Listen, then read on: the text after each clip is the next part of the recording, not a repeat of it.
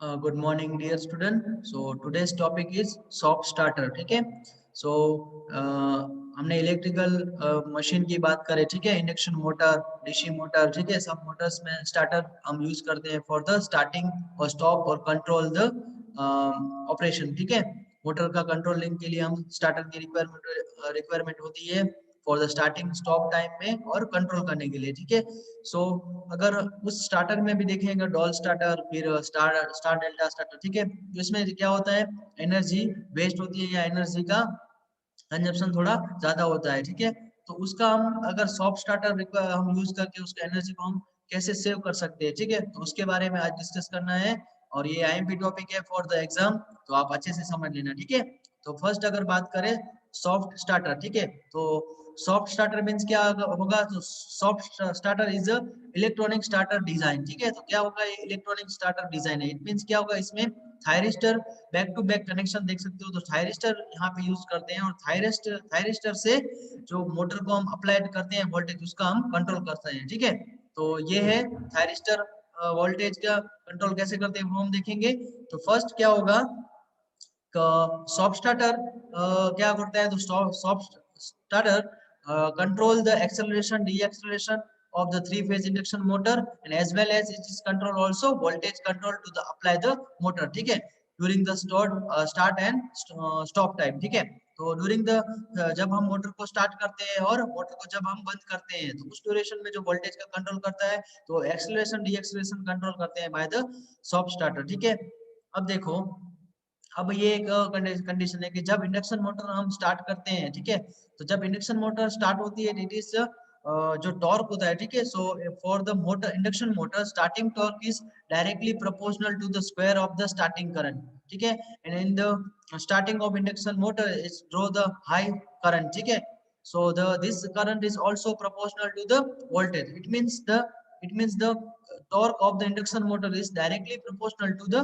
voltage। ठीक है, so if the induction motor develop too much torque when it is connected to the supply voltage. ठीक है, तो जब इंडक्शन मोटर सप्लाई के साथ कनेक्टेड होती है तो हाई टॉर्क प्रोड्यूस होता है। ठीक है, तो उसकी वजह से क्या होगा, at the instant startup time के तब क्या होगा, सम अननेसेसरी इफेक्ट होती है वो इलेक्ट्रिकल सर्किट में as well as mechanical component में, वो अननेसेसरी इफेक्ट प्रोड्यूस होती है। ठीक है, अब वो अननेसेसरी इफेक्ट कहाँ पे प्रोड्यूस होती है और उसकी वजह से क्या होगा, एनर्जी लॉस होती है। ठीक है, तो एनर्जी का वेस्ट होता है। ठीक है, तो सपोज अगर मैकेनिकल इफेक्ट की बात करें तो बेल्ट एंड पुली पे इफेक्ट होगा, टेंशन प्रोड्यूस होगी। ठीक है, फिर गियर एंड चेन्स में क्या होगा, गियर पे वाइब्रेशन होगा, चेन में, ठीक है, ब्रोक डाउन होगा, कपलिंग और बियरिंग में वाइब्रेशन प्रोड्यूस होगा, नॉइज प्रोड्यूस होगा बेल्ट एंड पुलिस में।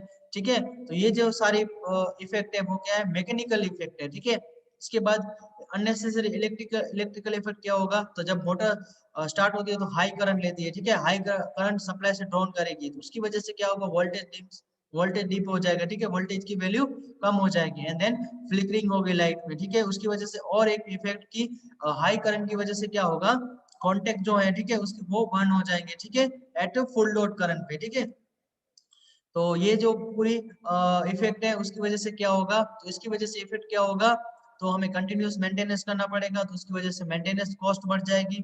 इसके बाद क्या होगा, जो मशीन जिस वर्क के लिए हम यूज कर रहे हैं तो उस प्रोडक्शन में क्या होगा, शट डाउन होगा, तो प्रोडक्शन टाइम कम हो जाएगा, शट डाउन टाइम ज्यादा हो जाएगा, उसकी वजह से प्रोडक्शन पे इफेक्ट होगी।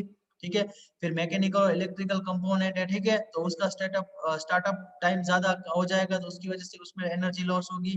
ठीक है, और जो लाइफ है इक्विपमेंट की वो कम हो जाएगी। ठीक है, उसकी वजह से क्या होगा, एनर्जी का लॉस होगा, एनर्जी कम ज्यादा, मोर रिक्वायरमेंट, एनर्जी की रिक्वायरमेंट ज्यादा होगी और उसकी वजह से क्या होगा, कॉस्ट भी बढ़ जाएगी। ठीक है, तो इसकी वजह से अगर हम इसका सॉफ्ट स्टार्टर यूज करें तो उसकी वजह से हम एनर्जी का सेविंग कर सकते हैं। ठीक है, तो उसका सॉल्यूशन क्या है, सॉफ्ट स्टार्टर मींस क्या करेगा, जब मोटर को स्टार्टिंग में वोल्टेज जो अप्लाई करने हैं उसका हम कंट्रोल करेंगे बाय द थायरिस्टर। वो कैसे करेंगे वो आप देखते हैं, तो यहाँ पे देख सकते हो 3 फेज सप्लाई है, ये प्रोटेक्टिव डिवाइस है। ठीक है, और ये थायरिस्टर टू अप्लाई है। अब यहाँ पे थायरिस्टर का फायरिंग एंगल कंट्रोल करेंगे बाय द पल्स जनरेटर, और कंट्रोलर से हम थायरिस्टर का कंट्रोल करेंगे और वो जो कंट्रोल वोल्टेज अप्लाई करेंगे टू द इंडक्शन मोटर। तो ये है सॉफ्ट स्टार्टर का ब्लॉक डायग्राम। अब यहाँ पे आप वर्किंग देख सकते हो, यहाँ पे 3 फेज की लेंगे, 3 लाइन यहाँ पे L1 L2 और L3 है।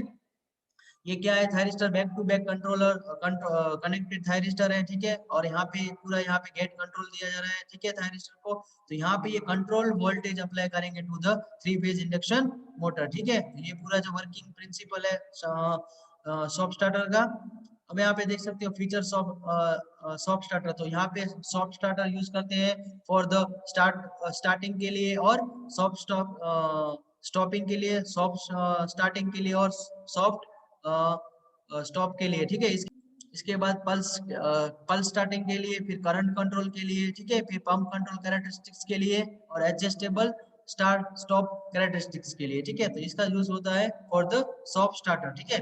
इसके बाद यहाँ पे कंपैरिजन है कि यहाँ पे देख सकते हो डायरेक्ट ड्यूल स्टार्टर का यहाँ पे रेटेड वोल्टेज और टाइम कैरेक्टरिस्टिक्स देख सकते हो। फिर स्टार डेल्टा का 58% है, और यहाँ पे क्या है, रैंप एडजस्ट वोल्टेज है सॉफ्ट स्टार्टर का, ठीक है। तो ये है कंपैरिजन।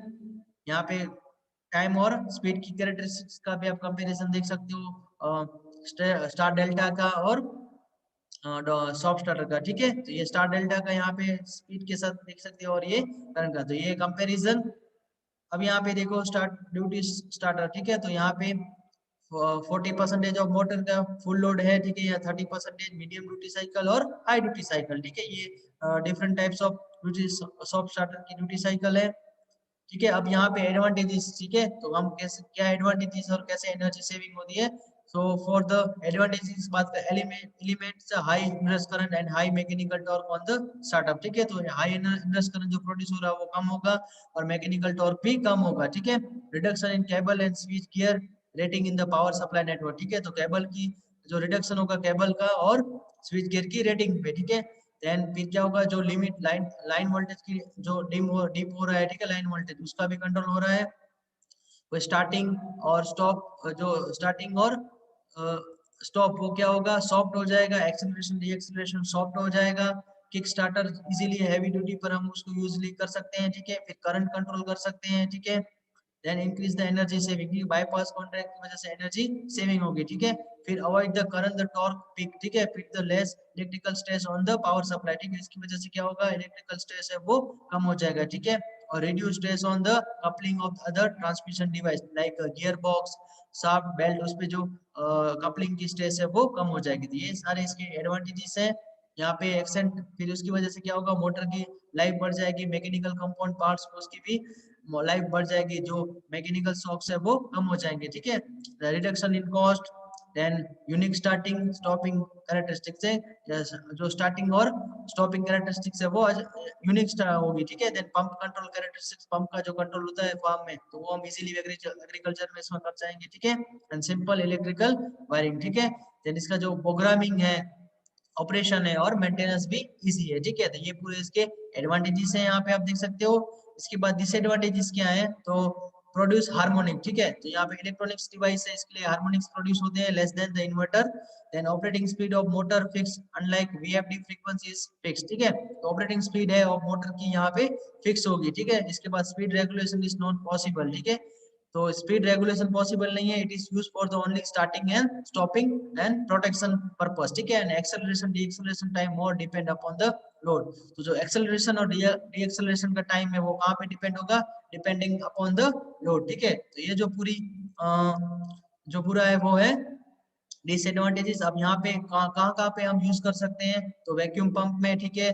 फिर सेंट्रीफ्यूगल पंप में, कंप्रेसर में, फैंस एग्जॉस्ट ब्लोअर में, मिक्सचर में, कन्वेयर में, then axial blower, propeller fans, ठीक है। इसके बाद pulveriser, mixture, mall bill, large pumps, ठीक है। तो इसमें ये बोटिंग लाइंस, इस सब में हम सॉफ्ट स्टार्टर का यूज कर सकते हैं, ठीक है। तो ये था आज के लेक्चर में। तो ये था आपके आज सॉफ्ट स्टार्टर में हम कैसे एनर्जी सेव कर सकते हैं। एग्जाम में सॉफ्ट स्टार्टर का वर्किंग प्रिंसिपल, डिसएडवांटेज, एडवांटेज और एप्लीकेशन पूछते हैं, प्रीवियस पेपर में पूछा गया है।